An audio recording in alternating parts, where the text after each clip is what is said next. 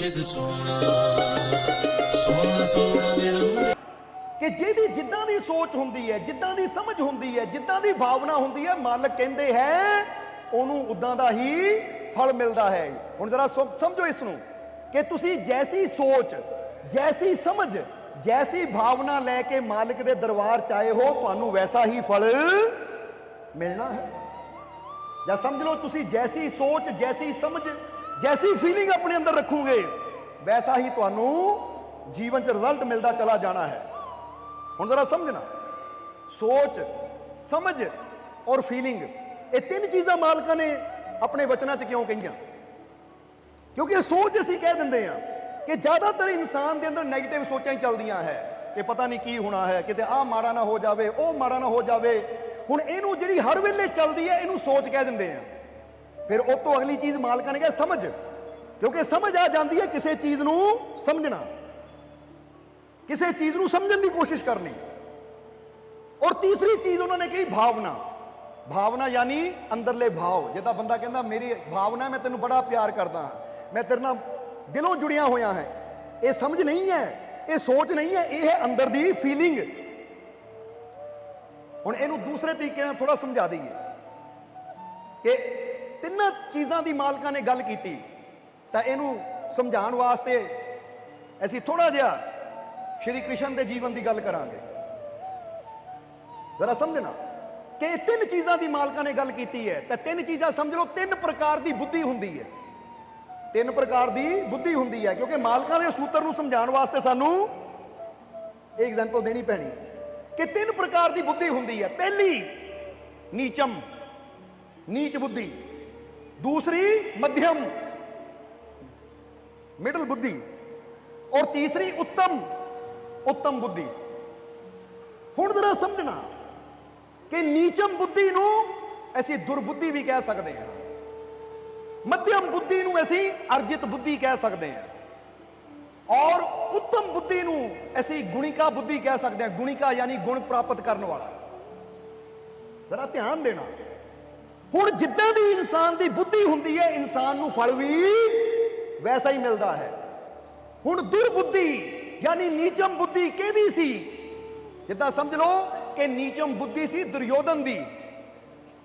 क्योंकि दुर्योधन तुसीं जानदे ही हो कि जदों श्री कृष्ण पांडवां दी तरफों संदेश लैके दुर्योधन दे कोल गए और दुर्योधन नूं कहा कि ऐ दुर्योधन, पांडवां नूं बेशक उन्हां दा राज ना दे, क्योंकि पांडव जुए च राज हार चुके सी।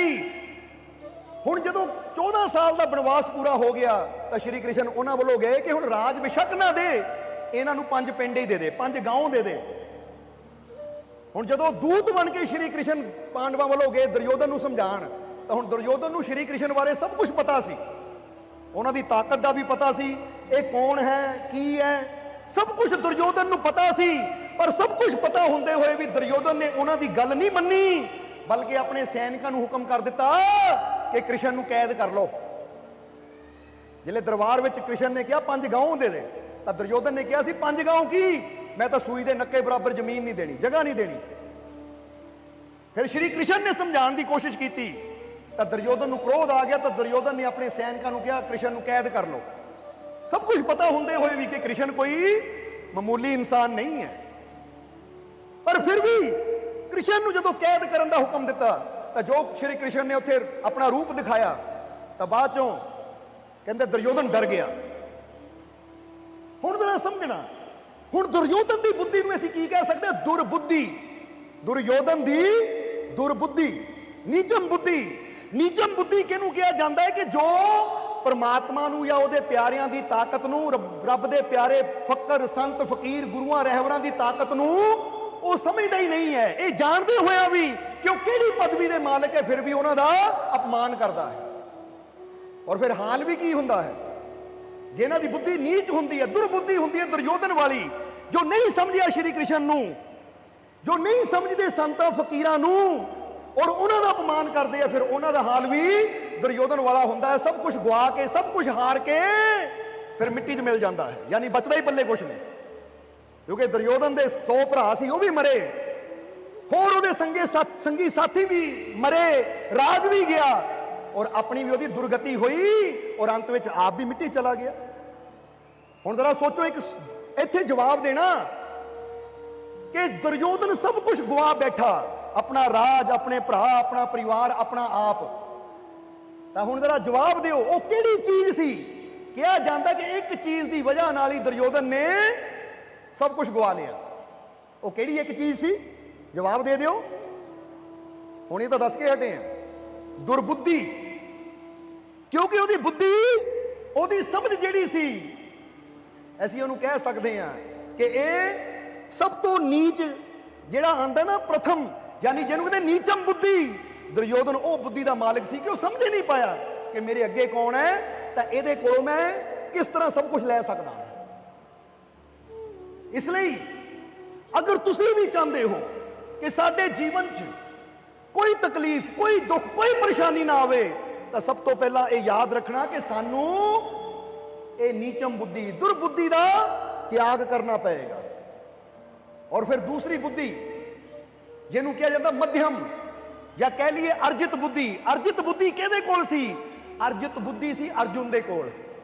ਕਿਉਂਕਿ ਅਰਜਿਤ ਦਾ ਮਤਲਬ ਹੁੰਦਾ ਹੈ ਸੰਗ੍ਰਹਿ ਕਰਨਾ, ਇਕੱਠਾ ਕਰਨਾ। ਹੁਣ ਜਦੋਂ ਸ਼੍ਰੀ ਕ੍ਰਿਸ਼ਨ ਨੇ ਅਰਜੁਨ ਨੂੰ ਮੈਦਾਨ ਵਿੱਚ ਸਮਝਾਇਆ, ਤਾਂ ਅਰਜੁਨ ਪਹਿਲਾਂ ਤਾਂ ਸ਼੍ਰੀ ਕ੍ਰਿਸ਼ਨ ਨੂੰ ਆਪਣਾ ਮਿੱਤਰ ਹੀ ਸਮਝਦੇ ਸੀ। ਹਾਲਾਂਕਿ ਪਤਾ ਉਹਨੂੰ ਵੀ ਸੀ ਕਿ ਦੁਨੀਆ ਇਹਨਾਂ ਨੂੰ ਭਗਵਾਨ ਕਹਿੰਦੀ ਹੈ, ਫਿਰ ਵੀ ਉਹ ਮਿੱਤਰ ਸਮਝਦੇ ਸੀ। ਪਰ ਜਦੋਂ ਸ਼੍ਰੀ ਕ੍ਰਿਸ਼ਨ ਨੇ ਅਰਜੁਨ ਨੂੰ ਸਮਝਾਇਆ, ਅਰਜੁਨ ਨੂੰ ਸਮਝ ਆਈ ਔਰ ਅਰਜੁਨ ਨੇ ਵਿਸ਼ਵ ਰੂਪ ਦੇਖਿਆ, ਫਿਰ ਉਹਨਾਂ ਕਦਮਾਂ 'ਚ ਸਿਰ ਰੱਖ ਦਿੱਤਾ। ਫਿਰ ਪਤਾ ਲੱਗਾ ਕਿ ਇਹ ਕੀ ਹੈ। ਹੁਣ ਇਹਨੂੰ ਕਿਹਾ ਜਾਂਦਾ ਮੱਧਮ ਬੁੱਧੀ।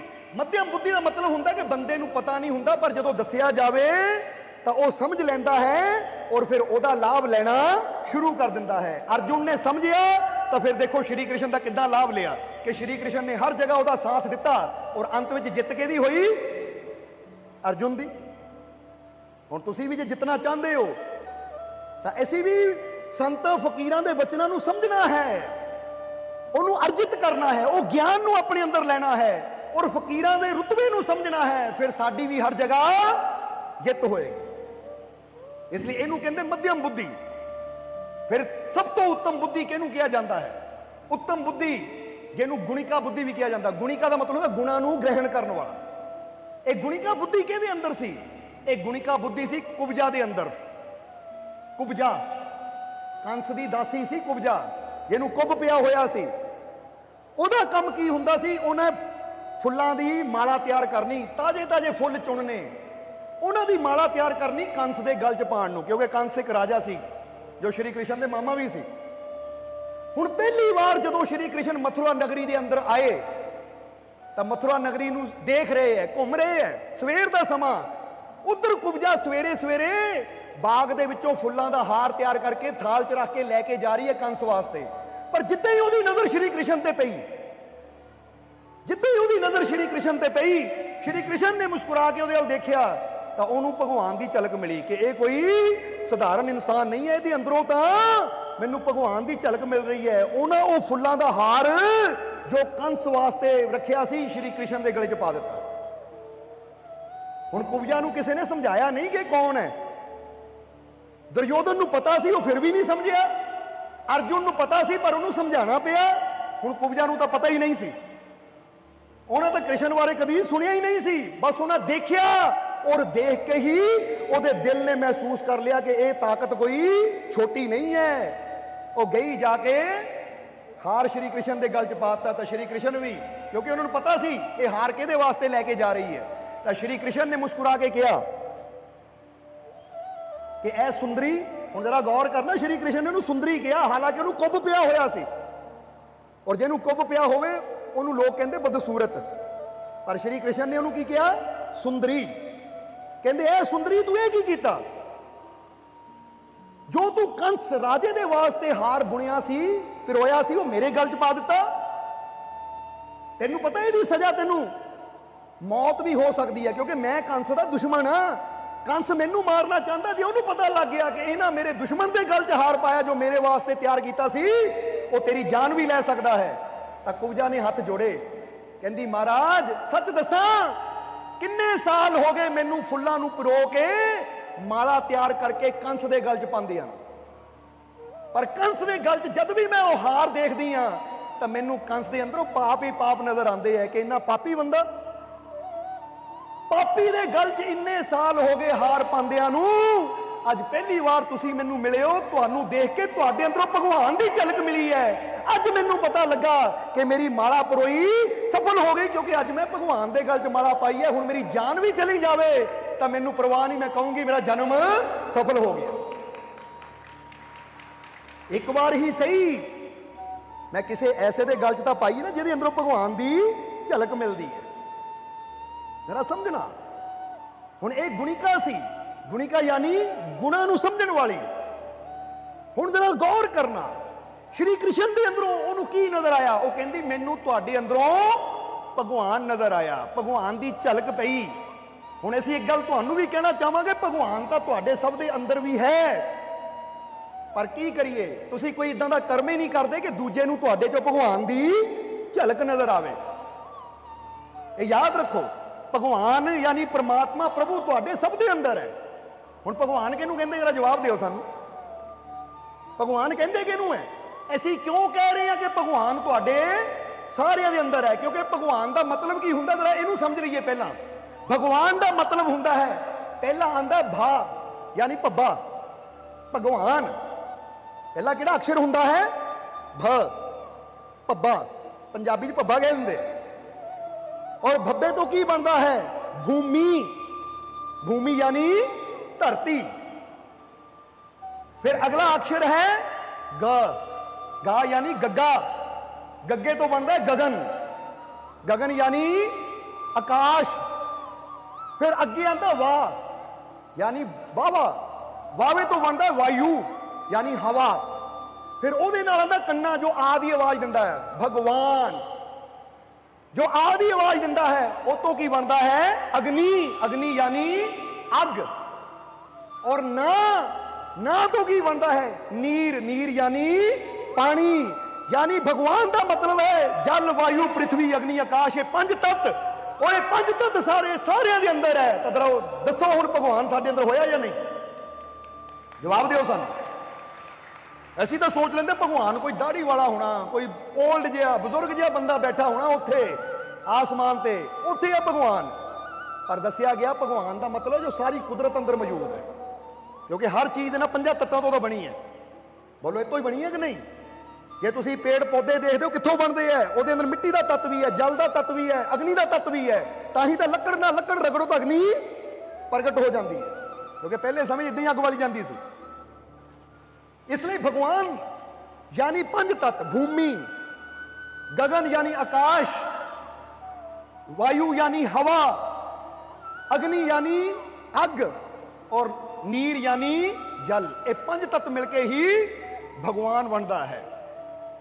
और जरा हुण समझना, ये भगवान तुहाडे सारियां दे अंदर है। इसलिए गर्व करो अपने आप ते कि मैं भगवान दा रूप हाँ, क्योंकि मैं भगवान तो बनिया हाँ। ਹੁਣ ਤੁਹਾਨੂੰ ਪੁੱਛੀਏ ਤੁਹਾਡੀ ਦੇਹੀ ਕਿੰਨੇ ਤੱਤਾਂ ਤੋਂ ਬਣੀ ਹੈ, ਤਾਂ ਤੁਸੀਂ ਆਪ ਹੀ ਕਹਿ ਦਿੰਦੇ ਹੋ ਪੰਜ ਤੱਤ ਤੋਂ। ਬੋਲੋ ਕਹਿੰਦੇ ਹੋ ਕਿ ਨਹੀਂ?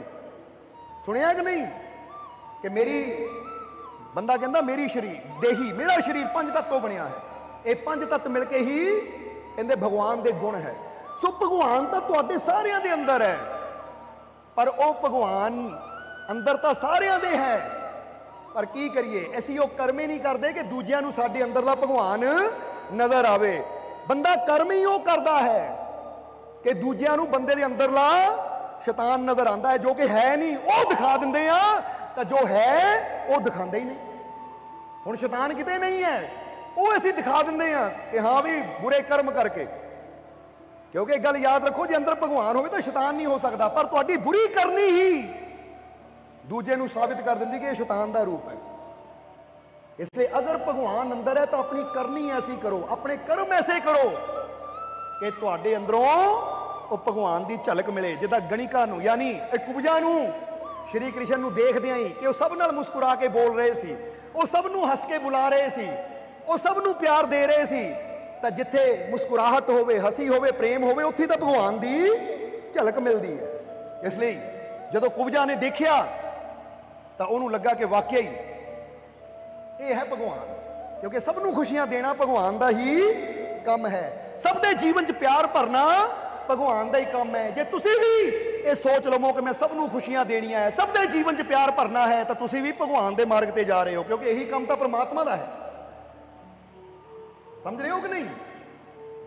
ਹੁਣ ਜਰਾ ਸਮਝਣਾ। ਇਸ ਲਈ ਹੁਣ ਜਦੋਂ ਕੁਬਜਾ ਨੇ ਗੱਲ 'ਚ ਹਾਰ ਪਾਇਆ ਤਾਂ ਸ਼੍ਰੀ ਕ੍ਰਿਸ਼ਨ ਨੇ ਕਿਹਾ ਸੁੰਦਰੀ, ਤਾਂ ਕੁਬਜਾ ਨੇ ਲਾਸਟ ਵਿੱਚ ਕਿਹਾ, ਬਾਅਦ ਵਿੱਚ ਕਿਹਾ, ਕਹਿੰਦੀ ਮਹਾਰਾਜ ਮੌਤ ਮੇਰੀ ਹੋ ਜਾਵੇ ਕੋਈ ਗੱਲ ਨਹੀਂ, ਕਿਉਂਕਿ ਮਰਨ ਤੋਂ ਪਹਿਲਾਂ ਮੈਨੂੰ ਇੰਨੀ ਤਾਂ ਖੁਸ਼ੀ ਹੈ ਨਾ ਕਿ ਇੰਨੇ ਸਾਲ ਪਾਪੀ ਦੇ ਗਲ 'ਚ ਹੀ ਹਾਰ ਪਾਉਂਦੀ ਆ ਗਈ, ਅੱਜ ਕਿਸੇ ਭਗਵਾਨ ਰੂਪ ਦੇ ਗਲ 'ਚ ਹਾਰ ਪਾਇਆ, ਤਾਂ ਹੁਣ ਮੈਂ ਮਰ ਵੀ ਜਾਵਾਂ ਤਾਂ ਮੈਨੂੰ ਲੱਗੇਗਾ ਮੇਰੀ ਮਿਹਨਤ ਸਫਲ ਹੋ ਗਈ। ਕਹਿੰਦੇ ਨਾ ਇੱਕ ਵਾਰ ਵੀ ਅਗਰ ਆਪਣੇ ਭਗਵਾਨ ਦੇ ਕੰਮ ਆ ਜਾਈਏ, ਪ੍ਰਭੂ ਦੇ ਕੰਮ ਆ ਜਾਈਏ, ਤਾਂ ਲੱਗੇਗਾ ਜਨਮ ਸਫਲ ਹੋ ਗਿਆ।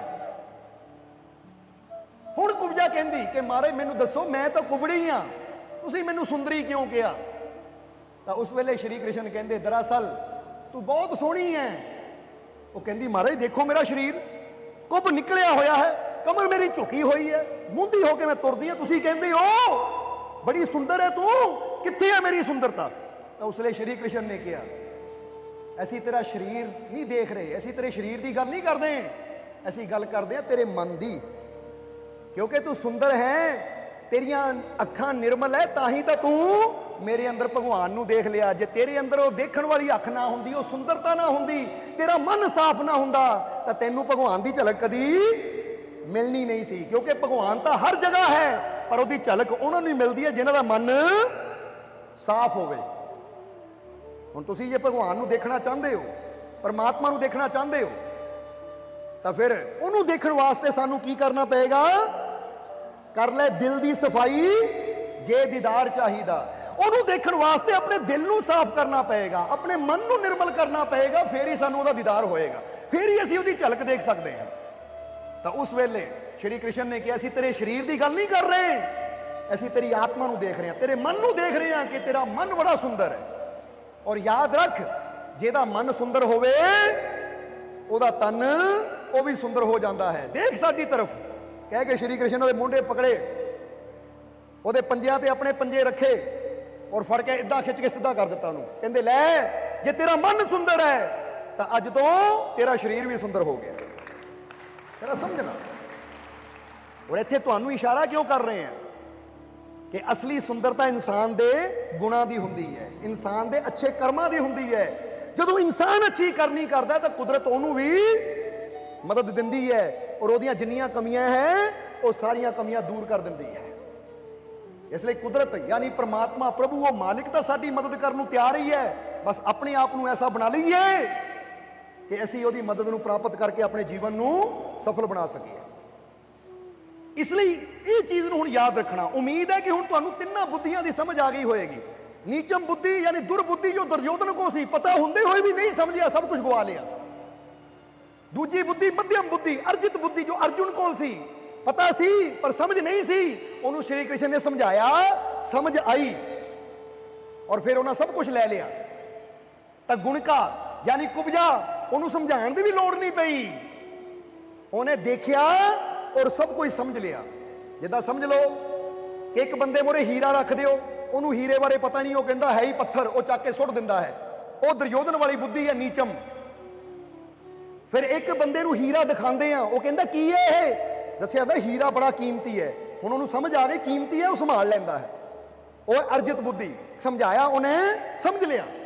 ਮੱਧਮ ਤੇ ਇੱਕ ਹੁੰਦਾ ਉੱਤਮ ਬੁੱਧੀ ਕਿ ਹੀਰਾ ਸਾਹਮਣੇ ਆਉਂਦੇ ਕਿਸੇ ਦੇ ਸਮਝਾਉਣ ਦੀ ਲੋੜ ਨਹੀਂ ਹੈ। ਹੁਣ ਜੋੜੀ ਨੂੰ ਹੀਰਾ ਦੇਖ ਕੇ ਕਿਸੇ ਦੇ ਸਮਝਾਉਣ ਦੀ ਲੋੜ ਨਹੀਂ ਪੈਂਦੀ, ਉਹਨੂੰ ਦੇਖਦੇ ਪਤਾ ਲੱਗ ਜਾਂਦਾ ਹੀਰੇ ਦੀ ਕੀਮਤ ਕਿੰਨੀ ਹੈ। ਇਹ ਸਭ ਤੋਂ ਉੱਤਮ ਬੁੱਧੀ ਹੈ।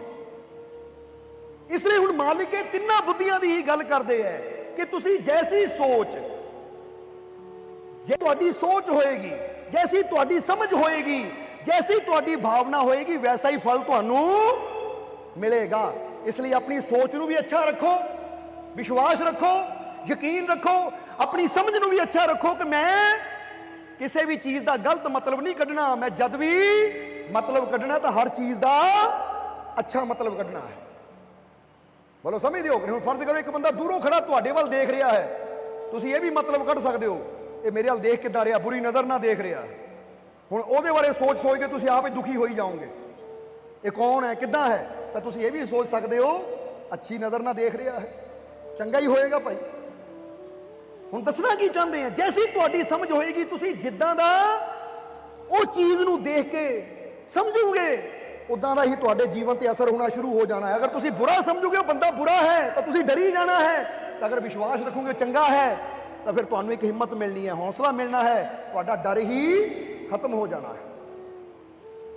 ਇਸ ਲਈ ਅੱਛੀ ਸਮਝ, ਅੱਛੀ ਸੋਚ ਔਰ ਅੱਛੀ ਭਾਵਨਾ ਦੇ ਨਾਲ ਜਦੋਂ ਅਸੀਂ ਮਾਲਕ ਦੇ ਘਰ 'ਚ ਜਾਵਾਂਗੇ ਤਾਂ ਜਿੱਦਾਂ ਦੀ ਸੋਚ ਰੱਖਾਂਗੇ, ਜਿੱਦਾਂ ਦੀ ਸਾਡੀ ਸਮਝ ਹੋਏਗੀ, ਜਿੱਦਾਂ ਦਾ ਸਾਡਾ ਭਾਵ ਹੋਏਗਾ ਉਦਾਂ ਦਾ ਫਲ ਸਾਨੂੰ ਮਿਲ ਜਾਏਗਾ। ਹੁਣ ਜ਼ਰਾ ਇੱਥੇ ਇਦਾਂ ਸਮਝ ਲਓ ਕਿ ਅੱਜ ਜੇ ਤੁਸੀਂ ਮਾਲਕਾਂ ਦੇ ਦਰਬਾਰ 'ਚ ਆਏ ਹੋ, ਸਤਸੰਗ 'ਚ ਬੈਠੇ ਹੋ, ਤਾਂ ਜਿੱਦਾਂ ਦੀ ਸੋਚ ਲੈ ਕੇ ਤੁਸੀਂ ਬੈਠਣਾ ਹੈ ਨਾ, ਜਿੱਦਾਂ ਦੀ ਸਮਝ ਨਾਲ ਤੁਸੀਂ ਬੈਠਣਾ ਹੈ ਕਿ ਅੱਜ ਮੈਂ ਇਹ ਸੋਚ ਲੈ ਕੇ ਆਇਆ ਹਾਂ ਕਿ ਮਾਲਕਾਂ ਦੀ ਰਹਿਮਤ ਨੂੰ ਪ੍ਰਾਪਤ ਕਰਨਾ ਹੈ, ਔਰ ਅੱਜ ਮੈਂ ਇਹ ਸਮਝ ਲੈ ਕੇ ਆਇਆ ਹਾਂ ਕਿ ਮੈਂ ਰੱਬ ਦੇ ਘਰ 'ਚ ਬੈਠਾ ਹਾਂ ਜਿੱਥੋਂ ਕਦੀ ਕੋਈ ਖਾਲੀ ਨਹੀਂ ਗਿਆ, ਤਾਂ ਅੱਜ ਮੇਰੇ ਅੰਦਰ ਇਹ ਭਾਵਨਾ ਹੈ ਕਿ ਮੈਂ ਆਪਣੇ ਮਾਲਿਕ ਨਾਲ ਬੜਾ ਪਿਆਰ ਕਰਦਾ ਹਾਂ, ਆਪਣੇ ਮਾਲਿਕ ਤੇ ਪੂਰਾ ਵਿਸ਼ਵਾਸ ਕਰਦਾ ਹਾਂ।